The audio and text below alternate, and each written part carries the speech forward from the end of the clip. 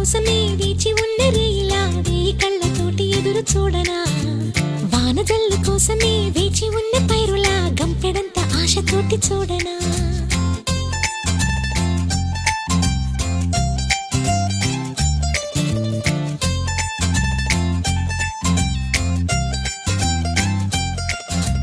జోల పాట కోసం ఉయ్యాలలోన చంటి పాపలాగా కోడి కూత కోసం తెల్లారు జాము పల్లెటూరిలాగా ఆగనే లేనుగా చెప్పవా నేరుగా గుండెలో ఉన్న మాట ఏ ఒకటి రెండు మూడు అంటూ అరే ఒక్కో క్షణాన్ని నేను